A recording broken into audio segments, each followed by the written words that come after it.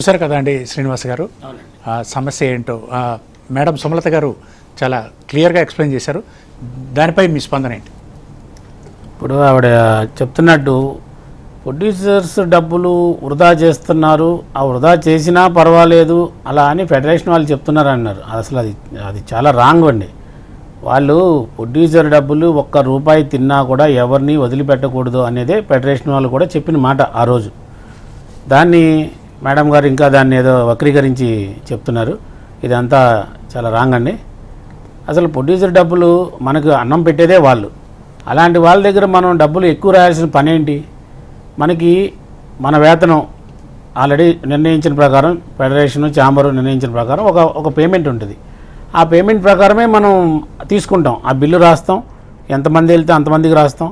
దానికి సంబంధించిన మేనేజర్ చూస్తారు, దాని తర్వాత ఎగ్జిక్యూటివ్ ప్రొడ్యూసర్ ఈపీ అని ఆయన సైన్ చేస్తారు. వీళ్ళందరూ చెక్ చేసిన తర్వాత ఫైనల్గా ప్రొడ్యూసర్ గారి దగ్గరికి వెళ్తుంది. ప్రొడ్యూసర్ గారు ఆ బిల్లు చూసిన తర్వాతే సైన్ చేస్తారు. అంటే ఏ రోజుకి ఆ రోజు ఆయన అన్ని బిల్లులు చెక్ చేసుకుంటే కానీ పేమెంట్ చేయలేరు. అలా ఇక్కడ డబ్బులు ఎక్కడ వృధాగా పోతున్నాయి? శ్రీనివాస్ గారు, అసలు రాజీనామాలు, ఈ సస్పెన్షన్లు, అసలు ఈ వివాదం ఏంటి, ఎందుకు వచ్చింది? రాజీనామాలు వివాదం ఏంటంటే, మాకు డిసెంబర్లో ఎలక్షన్ అయిన తర్వాత ఒక జనవరి ఫిబ్రవరి నుంచి కంటిన్యూగా అక్కడి నుంచి స్టార్ట్ అయింది. మన కమిటీ మీటింగ్లు పెట్టుకోవడం స్టార్ట్ అయింది. ఆ స్టార్ట్ అయిన కాడి నుంచి ఏదో ఒక ప్రతి కమిటీ మీటింగ్లోనూ ఇక నా మాటే నగ్గాలి, నేను చెప్పిందే వినాలి. ఇక ఎదుటి వాళ్ళు ఏం చెప్పినా కూడా ఇంతమంది ఒక 17 మంది ఉన్న కమిటీ మెంబర్స్లో ఆల్మోస్ట్ మ్యాక్సిమం మెజారిటీ 10 మంది ఉంటేనే మేము మీటింగ్ కండక్ట్ చేస్తాం. దానిలో కూడా ఆ మెజారిటీ వచ్చిన సభ్యులు కూడా తీసుకున్న నిర్ణయాలను కాదని నేను ఫైనల్గా నేను చెప్పిందే వేదం అన్నట్టుగా మినిట్స్లో రాస్తారు.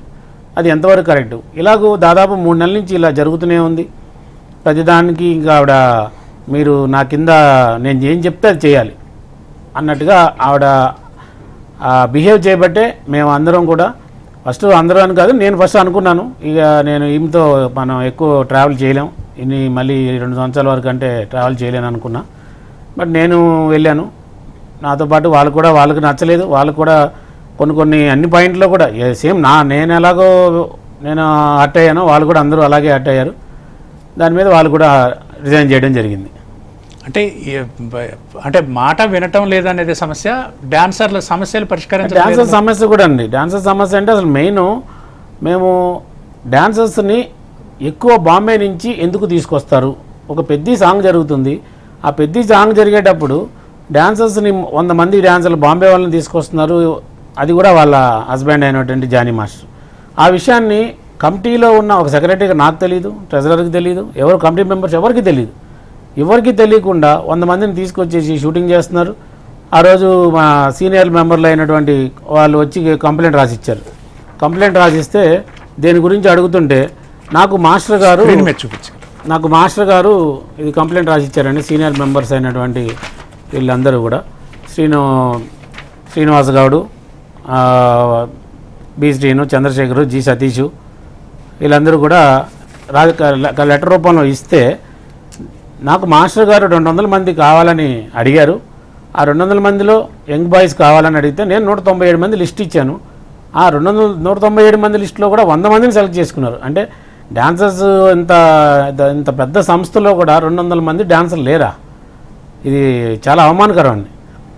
ఆ 200 మందిలో 100 మందిని తీసుకుని 197లో 100 మందిని తీసుకుని మిగతా 100 మందిని బాంబే వాళ్ళని తెచ్చుకున్నారు. సరే తెచ్చుకున్నారు, ఒక మాట కంపెనీ వాళ్ళు అడిగారనో లేదంటే డైరెక్టర్ అడిగారనో వేరే కారణాల చేత అడిగి ఉండొచ్చు. అది కంపెనీలో ఒకసారి డిస్కస్ చేసి ఇలా అడుగుతున్నారు ఏం చేద్దాం అని అడిగితే బాగుండేది. నా భర్తే కదా, నేను మీకు చెప్పాల్సిన పని ఏంటి అలా అని ఇంతవరకు అసలు ఆ సాంగ్ జరిగేంత వరకు వీళ్ళు కంప్లైంట్ ఇచ్చేంత వరకు కూడా మాకు ఏ విషయం తెలీదు, చెప్పలా. వాళ్ళు కూడా వచ్చి మాకు అడిగేటప్పుడు మాకు తెలీదు అనగానే మీరు సెక్రటరీగా మీకే తెలియపోతే ఎలాగూ, మరి మీరందరూ ఏం చేస్తున్నారు అంటే మేము ప్రెసిడెంట్గా ఆవిడ పర్మిషన్ తీసుకున్నారని చెప్తున్నారు కదా, జానీ మాస్టర్ ఆవిడ పర్మిషన్ తీసుకున్నారంటే ఆవిడ పర్మిషన్ ఇచ్చానని డైరెక్ట్గా చెప్తున్నారు. ఇంక దాని గురించి మేము ఏం చేయగలం? ఇలాంటి కారణాల చేత. అలాగే ఇన్సూరెన్స్ కూడా దాదాపు జానీ మాస్టర్ ఇంతకుముందు ప్రెసిడెంట్గా ఉన్న ఫస్ట్ టైం గెలిచినప్పుడు కూడా అప్పటి నుంచి ఇన్సూరెన్స్ చేపిస్తా అని అంటూనే ఉన్నారు. కానీ ఏ రోజు ఇంతవరకు మళ్ళీ అది అయిపోయి కూడా ఆ బాడీ 2 years అయిపోయింది, మళ్ళీ ఇప్పుడు 6 నెలలు అయింది.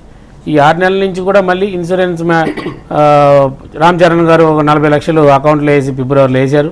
అప్పటి నుంచి ఇప్పటి వరకు కూడా ఇన్సూరెన్స్ మ్యాటరు రోజుకి ఏదో ఒకటి దాటేయడం, సభ్యులకి ఇలా న్యాయం జరగట్లేదన్న ఉద్దేశంతోనే మేము మీ వల్ల ఏమీ కాదు, ఏమీ చేయలేదు అన్న ఉద్దేశంతోనే మేము రాజీనామాలకు వెళ్ళడం జరిగింది.